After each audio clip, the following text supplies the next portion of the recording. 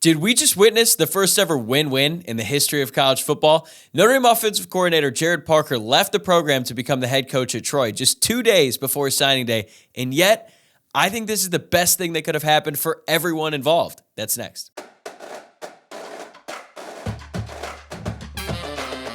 You are Locked On Irish, your daily podcast on the Notre Dame Fighting Irish. Part of the Locked On Podcast Network, your team every day.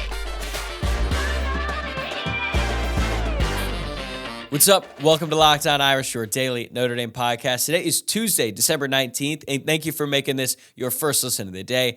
I'm your host, Tyler Wojciak. I'm a Notre Dame alum and producer covering college football for Fox Sports, and what a week it has been for the Fighting Irish football team. And it's only Tuesday. Like, at this rate, I'm not even sure I'm mentally prepared for what's going to happen tomorrow on signing day. It sounds like it's going to be pretty straightforward, but who knows with the way things have gone around the Notre Dame football program the past few weeks. On Monday, we got arguably the biggest news of the offseason so far in that Notre Dame offensive coordinator Gerad Parker is leaving the program to become the next head coach at Troy.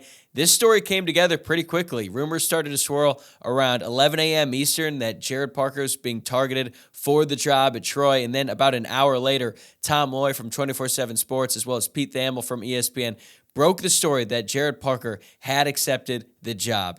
Notre Dame confirmed the report not long after and announced that Gino Guidugli would handle the responsibilities of offensive coordinator and play caller during the bowl game. And there is just so much I want to get into on today's show. And this is something that I'm sure I'm going to be talking about for the coming weeks and even months of the offseason, because I believe this is going to be the biggest story of the offseason. Or maybe I'm just hoping it is.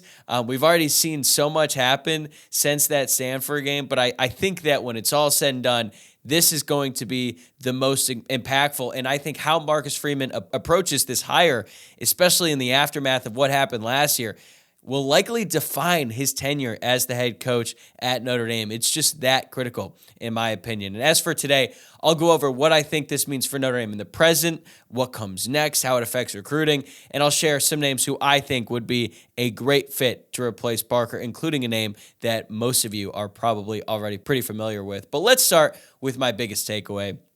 This is the best thing that could have possibly happened for Notre Dame, for Marcus Freeman, for Gerad Parker. Like, how rare is it that you lose a coordinator after just one season in the middle of the transfer portal cycle in 2 days before signing day, and everyone looks around and is like, yep, that's actually pretty perfect for everyone. It's so rare, and it's why it's so difficult to sort of wrap my head around, but I feel really good about this situation, and it's great for Gerad Parker because he gets to be the head coach for a really good Group of Five program. Troy is really solid. He should be able to win there right away. They went a combined 23-4 the last 2 seasons under John Summerall. They finished 15-2 in conference play in the Sun Bowl. They won a bowl game last year. That's a really good job for him, man. The guy went from a tight ends coach to the offensive coordinator at Notre Dame to the head coach of a quality Group of Five program in just 2 years. And no matter what your opinion is of Gerad Parker, the Notre Dame offensive coordinator, that's really impressive. As for Marcus Freeman, this is probably what he wanted all along. I'm sure that if you injected him with truth serum and talked to him behind closed doors, I'm sure that he would have described this as the best case scenario for him. Parker was not his first choice for his job. We all know that. He was third at best and likely lower than that, given the way that Notre Dame approached the offensive coordinator hire last season. But Freeman gave Parker a fair opportunity to do the job after everything that went down. And Parker had some really good moments against bad competition, I'll give you that. But it just didn't work out against the best teams on Notre Dame's schedule. And rather than being forced to fire one of his close friends, someone who Marcus Freeman has a really long history with, having to do that after one season is really difficult. But he basically got let off the hook because Troy essentially did the job for him and took Gerad Parker away. It's kind of like when you're at work and it's been snowing all day and you look outside and you know, oh, God, I got to go home and shovel the driveway once I get home. And you've been dreading it all afternoon, but then you pull in and you realize that, wait a second, your neighbor with the snowplow came in and did it for you. They did all that grunt work, and now you get to just enjoy the rest of your evening rather than letting it build up and then maybe getting stuck in it tomorrow because you didn't want to do it that evening. That actually happened to me one time when I was back living in Connecticut. We got like 13 inches of snow in one day, and I was driving home could barely see the road. And I pull in, I was like, oh my God, my driveway is clear. I went over to my neighbor to give him cookies, and there's like 3 of them, and he looked at me like, dude, do you think that was worth the work that I just did? But anyway, I'm rambling here. I really think that this is the best thing for Marcus Freeman. He doesn't have to fire his friend. And I know that there's some people out there who think Freeman should have fired Parker like the day after the Clemson game, but that sort of thinking doesn't consider all of the other variables involved and some very important variables as well. Like, how appealing is the Notre Dame offensive coordinator job under Marcus Freeman if Marcus Freeman is willing to fire a first-year offensive coordinator before the season even ends, or if he did it immediately after the season when his team finished in the top 10 in yards per play and scoring offense? Like, other coaches are going to look at that and be like, do I really want to work at a place like that? Like, that matters to these coaches, whether you like it or not, it does. Plus, I think Parker handled himself as well as anyone possibly could, given the circumstances, given the hand that he was dealt with. That's why I think some of the reaction I saw to this news, it kind of bummed me out. I'm going to be honest. I thought it sucked. I'm not going to get all preachy, but I thought some of the stuff I saw on social media, which I guess is my own fault for reading too much into social media reaction, but I just thought some of the stuff I saw about Parker leaving was pretty ridiculous, if I'm being honest. And to be clear, like, I think the fact that Notre Dame is going to hire a new offensive coordinator is the best thing for this program in the short term and the long term, but it doesn't mean I've got to be a dick about it. Like, he didn't come up in big spots this year, but he still was a good representative of the university, and the offense wasn't as bad as people made it out to be. The guy always took responsibility when things didn't work out. He worked his ass off, never shied away from any of the stuff that came his way.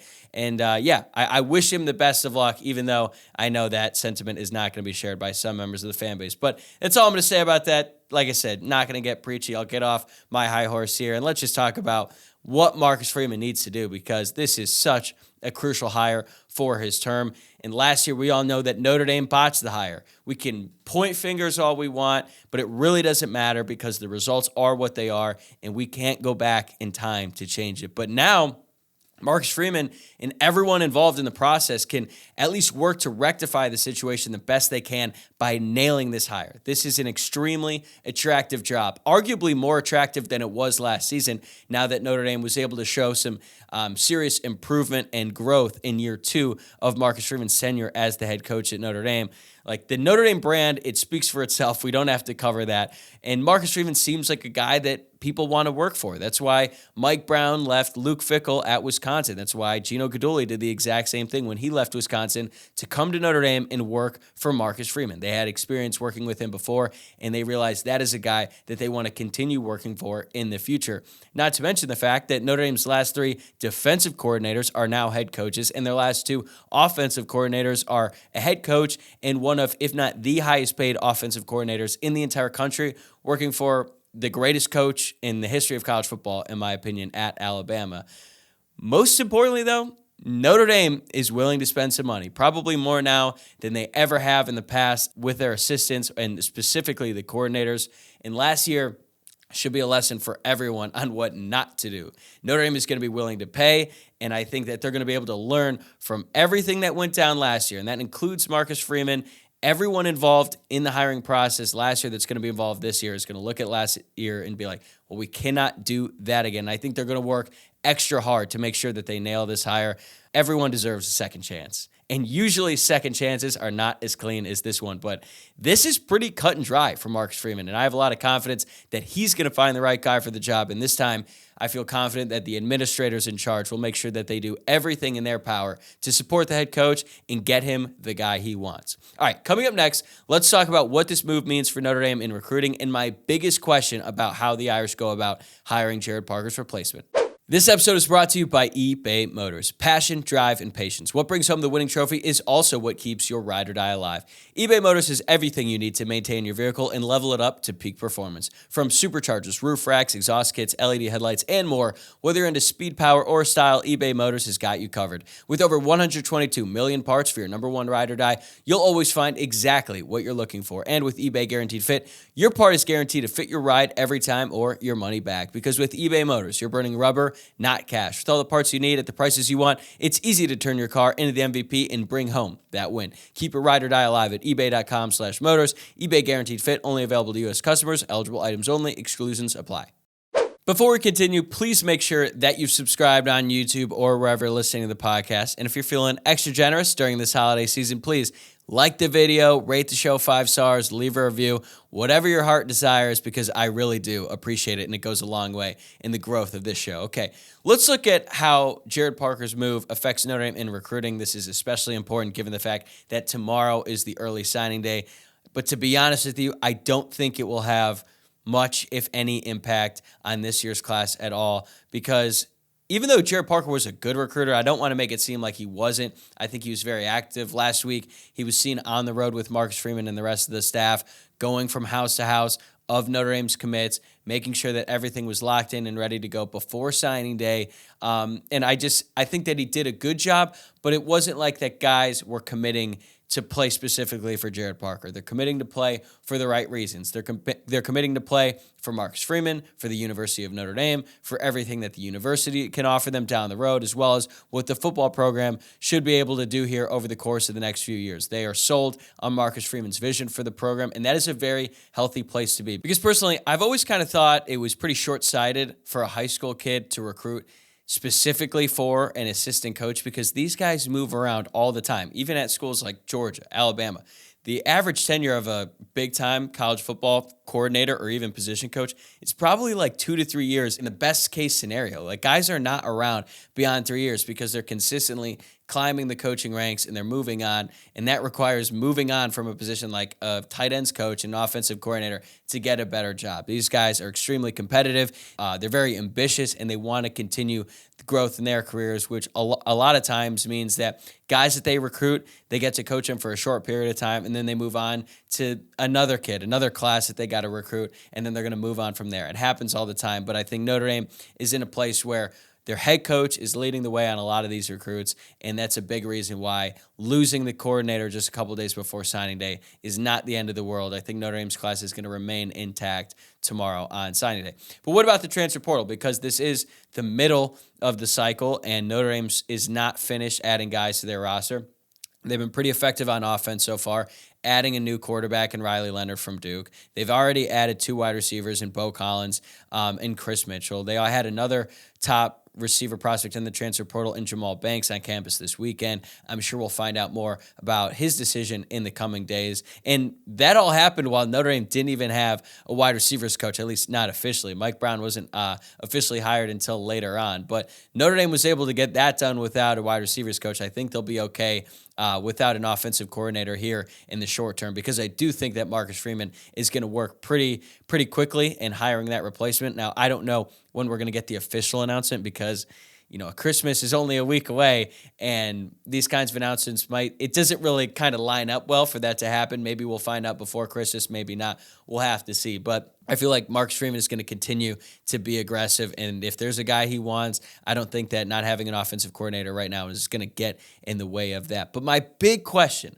about this hire and what it means for the future of Notre Dame, not just football, but athletics, what is Pete Bavacqua's role in all of this? Pete Bavacqua is obviously the heir apparent to Jack Swarbrick. I guess he is the acting athletic director for Notre Dame, but then once he steps down at the end of this academic year, then Pete Bavacqua is going to fill in his shoes. The transition is already ongoing. We've started to see him a lot more at Notre Dame events, usually right by Jack Swarbrick's side. So I think that he's starting to get more and more responsibility, and I believe that this is going to be his first big hire in the football program. I'm sure Swarbrick's going to be involved. It's not like he's going to, be completely standoffish from this whole thing. But this is a big moment for Pete Bavacqua, and something that I've been thinking about really ever since this news broke, because what do we know about Pete Bavacqua? He's an alum, and the guy loves Notre Dame. He loves the university, but specifically the football program. Like, he's a fan at heart. He loves going to the games, and he wants Notre Dame to win. He wants Notre Dame to get back to their glory days, and he's very ambitious, and I believe he wants to do everything he can to get this program to where it needs to be. That's one nice thing about having a guy like him in the office there. It's like, we don't have to have any concerns about what he wants in this football program. Like, he grew up during the glory days of Notre Dame football in the Lou Holtz era. Like, he wants Notre Dame to get back there, and I think this is a really big moment for him. He's going to work with Marcus Freeman and the rest of the staff who's going to be involved with this hire, and I think that he recognizes the opportunity and realizes the importance of hiring a really effective offensive coordinator to coach alongside Marcus Freeman, who we all believe in, and then defensive coordinator Al Golden, who has proven to be one of the best defensive coordinators in the entire country. We haven't heard much from Pete Bavacqua since he was announced as the next athletic director to replace Jack Swarbrick, but this could be a huge opportunity for him to make a statement to everyone in the Notre Dame community that he means business and he's going to get this football program to the top. I'm not sure what the responsibilities between him and Swarbrick are in this role, but I feel very confident saying that he's going to have a lot more control in this situation than he has in the past. And I'm really excited about the potential of Pete Bavacqua at Notre Dame, and I think this move is going to go a long way and how fans perceive him once he fully takes over this job, and it's just a really great opportunity for him, and I'm confident he's going to do what it takes to get Marcus Freeman the guy he wants. All right, let's get to the fun stuff. My top candidates I want for Notre Dame's offensive coordinator job coming up next. We got some really exciting stuff going on here at the Locked On Podcast Network. Locked On has launched the first ever national sports 24/7 streaming channel on YouTube. Locked On Sports Today is here for you 24/7, covering the top sports stories of the day with the local experts of Locked On, plus our national shows covering every league. Go to Locked On Sports Today on YouTube and subscribe to the first ever national sports 24/7 streaming channel. So whenever a move like this happens, whenever a coordinator leaves, whenever a position coach takes another job, every fan, myself included, immediately rushes to find, give me all the lists, right? Give me all the lists of all the top replacements, the top candidates that Notre Dame could look for to hire next to fill that role. I don't know why it's so intoxicating, but it is. And now I'm here to reveal who I think Notre Dame should hire. And the top choice to me is pretty easy. It's LSU offensive coordinator Mike Denbrock. And if you asked me this a year ago, I wouldn't have even considered the name because, frankly, I didn't even think it was in the realm of possibility. But it almost seems too good to be true if you think about it. Denbrock has worked at Notre Dame for 10 years. He first worked at Notre Dame from 2002 through 2004 under Tyrone Willingham, and then again in 2010 through 2016 under Brian Kelly. He also worked with Marcus Freeman, Gino Guidugli, and Mike Brown when he was at Cincinnati. He was the offensive coordinator there and helped lead them to the college football playoff. So it's not just that he has a history with the school. He also has history with the current head coach and several other key members on the staff. And he also is coming off one of the best coaching jobs in modern college football because he led LSU to one of the best offenses in college football history statistically, and he developed Jaden Daniels into a Heisman Trophy winner. If you had told me that during Jaden Daniels' last year at Arizona State that guy was eventually going to win the Heisman Trophy, I would have told you that you're insane. Like, clearly he's always been a great athlete, but the fact that he was able to put it all together, especially as a passer, is just an incredible job done by the entire LSU offensive staff, but particularly Mike Denbrock for creating a system that is able to maximize Dane's potential. It makes you think, imagine what he could do with a guy like Riley Leonard, who is a great runner, not the same athlete that Jaden Daniels is, but is still a very effective runner nonetheless, who still has things to work on as a passer. It seems too good to be true. Plus, Denbrock coaches tight ends at LSU, so he would fit seamlessly on the staff at Notre Dame because they wouldn't have to move around any of the other position coaches. He could just come in and plug and play as the offensive coordinator and the tight ends coach. Obviously, the issue here is Notre Dame is going to have to pay him a ton of money to get away from LSU. Denbrock just turned down the offensive coordinator job at Texas A&M, and we all know about Texas A&M. They're not afraid to throw some money around. So Denbrock was willing to turn that down. Now, there's obviously some other factors that probably went into it. Working at Texas A&M, it's not for everyone. It wouldn't be for me, personally, right? And plus, Denbrock has a great relationship with Brian Kelly. I'm pretty sure that Denbrock was in Brian Kelly's wedding, which made his departure from Notre Dame after the 2016 season make such little sense. Like, I never really got it at the time, but I was even looking back at some of those articles today. It seems like most of the reaction was pretty confused. But Notre Dame was completely overhauling everything, specifically Brian Kelly, bringing in a ton of new coaches after the absolute disaster of the 4-8 season back in 2016. So I don't really put too much stock into that and his departure from Notre Dame then, even though he went to Cincinnati. I just think that Brian Kelly, Notre Dame, they needed a new face in the room. They went with Chip Long, and it ended up working out for both parties because Denbrock was really successful at Cincinnati, and then him and Brian Kelly linked up later at LSU. But it seems like if the money is equal, or at least anywhere close to equal, which, again, is going to be tough for Notre Dame to do, I think Denbrock would seriously consider going back to Notre Dame. There's been some reports out there that Denbrock was making about $1.5 million at LSU before the Texas A&M offer. Since then, Brian Kelly, LSU, they've been working on finalizing a 3-year extension. I don't know if that has been signed at this point in time. Maybe he was still working under the details of his old contract that was set to end after the end of next season. I'm sure there's a pretty hefty buyout. We learned a lot about buyouts last year with the Andy Ludwig situation, but I really do think that this is an option, way more so than I would have thought even a couple days ago. I feel pretty good that Denbrock would at least consider the job if Notre Dame is willing to pay enough. I think at this point, Denbrock is going to be one of, if not the highest paid offensive coordinators in all of college football. Notre Dame has been willing to pay coordinators. Al Golden makes over $2 million a year. He's one of the highest paid defensive coordinators in college football. Would Notre Dame be willing to pay a similar amount for the offensive coordinator? We'll have to wait and see, but I think he would be, I'm hesitant to say perfect hire, but it just seems so perfect given his history at Notre Dame, given his history with Marcus Freeman and the coaching staff, and given his success in the past few years running the LSU offense. I think Denbrock is by far my top choice. But behind him, I'm looking at Missouri offensive coordinator Kirby Moore. He's one of the biggest risers in the coaching industry right now after he helped lead Missouri to their best team since 2007 in their first year in the SEC. But it is noteworthy that he's very young and inexperienced. He's going to be 32 years old in 2024. And when you look around Notre Dame's staff, it's a lot of young dudes. Al Golden is not young, but they probably could use a couple more Al Goldens on the staff. A seasoned vet with a ton of experience who's seen it all in the college game. But Kirby Moore is not like that. But that's not to say that he can't do a very good job if he were hired at Notre Dame. Missouri finished in the top 25 in scoring offense last season and in the top 15 in yards per play while playing a pretty tough schedule in the SEC. Moore helped develop Brady Cook into being one of the best quarterbacks in the conference. Kirby is also the little brother of Kellen Moore, who is the current offensive coordinator for the LA Chargers, and Kellen was also the offensive coordinator for the Dallas Cowboys for some time. He's one of the most respected offensive minds in the NFL, despite how bad the LA Chargers have been this season, although I think that has more to do with Brandon Staley, who was just recently fired, instead of Kellen Moore, but clearly football runs in the family. And Kirby Moore actually played at Boise State along with his brother, Kellen Moore.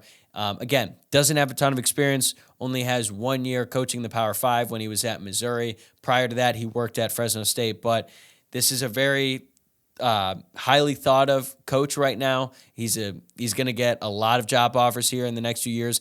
Does it make sense for him to go to Notre Dame, given the fact that he's so young, he's so inexperienced, and we're starting to see Marcus Freeman prioritize experience more and more as he's been the head coach at Notre Dame? And I think that there's certainly some pros to this one, but I also understand the cons as well. Next up, and this is a long shot, I'll admit, Washington offensive coordinator Ryan Grubb. This is the same guy that turned down Nick Saban last year, but I would say maybe that was because Ryan Grubb knew how special this year's Washington Huskies team could be with Michael Penix Jr., with Rome Odunze, with McMillan, with all the dudes they've got on that team, and it worked out for him because they finished 13-0, won the Pac-12, and now they're in the college football playoff. But there is a chance that Grubb could be looking around and think, hey, we're about to lose a ton of our best players, including Michael Penix Jr., Rome Odunze, several of their top defensive guys as well. And his stock is about as high as it can possibly get. Now, he's also very tight with Kalen DeBoer, the head coach for the Washington Huskies, who has proven to be one of the best head coaches in the entire country. So getting Grubb away from Kalen DeBoer would be a very difficult task, not to mention the fact that Washington is certainly willing to throw around some money as well. So this would be a very, very tough get for Notre Dame. But I think that the way that Washington's offense has been run the past few seasons, I think it's just such a testament to the job that Ryan Grubb has done. And I think that Notre Dame should at least try and reach out. If Denbrock doesn't work out, if some of the other options don't work out, Grubb would be a great hire at Notre Dame. But one thing I want to mention, those are my top 3 guys, right? And you're going to see them on a lot of these lists that people put out. I read a few today from Jamie Uyeyama from Irish Sports Daily. He's always on it. Pete Sampson had a good one today. Matt Fortuna at the Inside Zone. Like, there's all these names. There's all these great candidates. But you have to remember, and a lot of times there's names that nobody even thinks about that end up going really far in the hiring process and could end up being great assistant coaches. Just think about last year.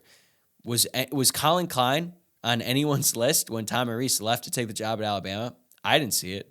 Was Andy Ludwig? I didn't see that one either. And then once they came to Notre Dame to be interviewed, and specifically Andy Ludwig, everyone fell in love with the idea of Notre Dame hiring Andy Ludwig, even though some people probably had never even heard of him just a few weeks prior. It happens all the time. These coaches who know way more about the sport than we do, who know way more about these other coaches around the country, they know who the good ones are. And I have a feeling that if it's not Denbrock, if it's not Grubb, if it's not Kirby Moore, I think that there's going to be a couple names that are thrown out there. Maybe it's at the NFL level. Maybe Freeman wants to dip into that. Maybe he wants to get someone who's on the cutting edge of the NFL offensive system, kind of like how we prioritize cutting edge in the strength and conditioning coach hire. I think that Marcus Freeman is going to do a really extensive search. There's going to be some names that none of us have ever thought about before. And then when we hear it, we're going to be like, oh, you know what? That's actually a good idea. Maybe Marcus Freeman knows what he's talking about. But look, I am very excited about whoever is the next guy. I think this is a very exciting time for the college football, or for Notre Dame football. And this is a big, big moment, especially with the college football playoff expanding next year. It's going to be playoff or bust every season for Notre Dame, but specifically next season in Marcus Freeman's 3rd year. They're going to be loaded with talent, with guys like Howard Cross and Riley Mills coming back. Notre Dame should have a very good team next year, and they need an offensive coordinator to maximize their offense, especially after what happened last year. If they can figure that out, and you got a championship-level defense on the other side of the ball, expectations are going to be really high for the Notre Dame football program next year. But that is going to do it for me today. Thanks again for making Locked On Irish your first listen of the day. We'll be back tomorrow with a big signing day show. Going to have one of my favorite recruiting insiders on the beat come on to do a full breakdown of Notre Dame's class of 2024. Then on Thursday, Luke Smith is going to be back on to do our end-of-season awards show. We got lots of exciting stuff coming your way before the holidays. So be sure to subscribe on YouTube or wherever listening to the podcast. Follow the show on X at Locked On Irish, on Instagram at Locked On Irish Pod. My personal X account is at Tyler, WOJCIAK. Same time, same place tomorrow, guys. See you then.